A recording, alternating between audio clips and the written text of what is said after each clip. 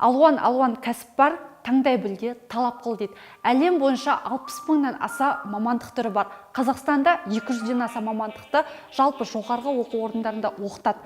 Бірақ сен әлі күнге дейін осы 200 мамандықтың ішінде бірде-біреуін таңдай алмай жүрсең, немесе мамандық таңдау деген кезде шошынып, қорқып, ойланып, әлі таңдау қиын болып жүрсе, саған тағы да бір жақсы жаңалық. Себебі біз енді әрбір таңдау пәні бойынша әрбір мамандыққа тоқталып айтатын боламыз. Бүгін география, математика пәнін таңдағысы келіп жүрген оқушыларға, немесе қосымша осы пәнге қатысты қандай мамандықтар бар екен деп жүрген оқушыларға жалпы география, математика пәнін таңдап оқуға түсуге болатын кадастр және де жерге орналастыру мамандығы туралы айтатын боламыз. Негізі география, математика бойынша Қазақстанда 10 шақты мамандықтарды оқытады. Оның біз бүгін тек қана бір бөлігін ғана айтып кететін боламыз. Яғни бұл видео география, математикаға қатысты бірінші бөлім болып табылады. Егер екінші бөлім шығарғанымызды қаласаңыздар, міндетті түрде комментарийға жазып кетіңіздер, және де бізге тіркеліп лайк басуды ұмытпаңыздар. Және де қосымша айтатын ақпарат, осы пәнге қатысты бухгалтер, экономист және де финансист мамандықтарын біз алдыңғы видеоларды түсіндіріп айтып кеткен болатынбыз. Яғни сұхбат барысында, егер де ол видеоны көрмесеңіздер, ссылкаға өтіп міндетті түрде бір көріп алыңыздар. Ол жерде осы 3 мамандықты толықтай айтып шыққанбыз. Енді ол мамандықтарға тоқталмайтын боламыз. Бүгінгі алғашқы айтылатын ақпарат, яғни мамандық кадастр және де жерге орналастыру мамандығы. Негізі кадастр және де жерге орналастыру мамандығын деген көп жағдайда естімейміз, немесе білмей жатамыз. Себебі бұл ұғымды көп жағдайда жерге қатысты белгілі бір проблемасы болған кезде, немесе жерге қатысты белгілі бір шаруалары шыққан кезде адамдар сол кезде ғана танысып жатады. Ал бұл мамандық қазіргі таңда өте сұранысқа ие, және де Қазақстанда өте жақсы оқытатын мамандықтардың қатарына кіретін айта кетейін. Бірақ өкінішке орай оны білмей жатамыз.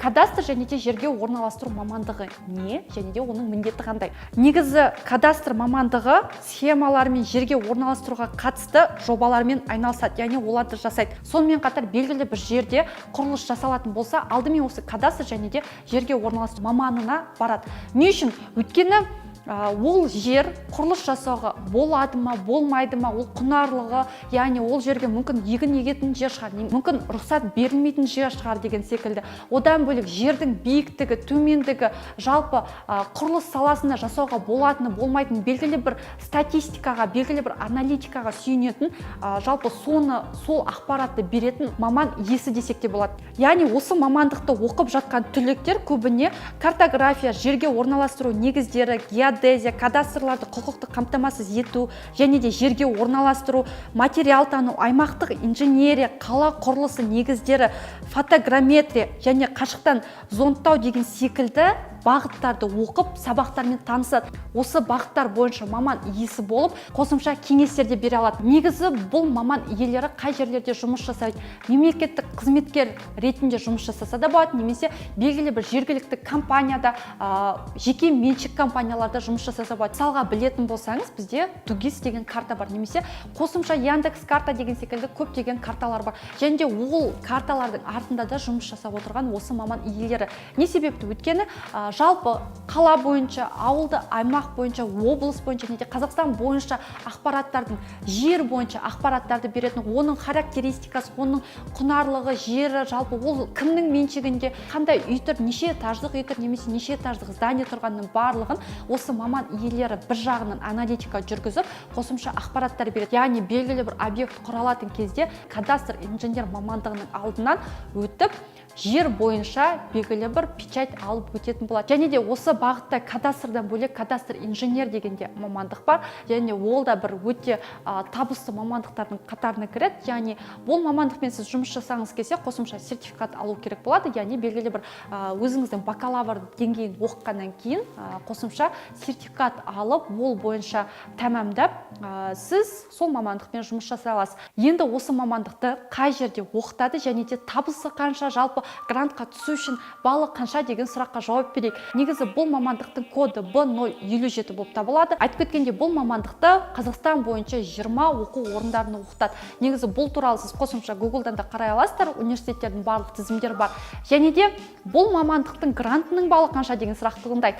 Бұл мамандықтың негізгі грантқа түскіңіз келсе, егер де ауылдық квотаңыз болмаса, 63-тен жоғарғы жинайсыз. Өйткені осы 2020 жылы 63-тен жоғары, ең жоғарғысы 132 балмен грантқа түскен болатын. Ал ауылдық квотаңыз болса, 50 балмен де осы мамандыққа түсіп кеткендер бар. Яғни бір жағынан өте жақсы мамандық, негізгі табысы бастапқыда 100 мың, 150 мың болады, одан кейін белгілі бір деңгейге өскеннен кейін 200 мыңға дейін көтерілуге болатын мамандық. Бір жағынан грантқа түсу жеңіл болатын мамандық десек те болады. Және де егер де сіз география, математика таңдайтын болсаңыз, бір өзіңізге қарап көруге ескеретін мамандық десек те болады. Себебі үнемі құрылыс болады, үнемі жерге қатысты көптеген проблемалар болады, және де жерге қатысты жағдайлар болады, және де сол проблемаларды шешетін, сол жағдайларды қарастыратын міндетті түрде маман иелері керек. Сол үшін сен қарастыруың болатын мамандықтың бірі деп айтамыз. Сонымен достар, бүгінгі видео пайдалы болды деген ойдан, кадастр мамандығы туралы кішігірім танысып шықты деген ойдан. Егер де тағы да қосымша ақпараттар білгіңіз келсе, әрине Google-ға кіріп қосымша зерттеп көрсеңіздер болады. Ол сіздерге бір үлкен плюс болады. Және осы видео ұнаса, видеоға лайк басып, комментарий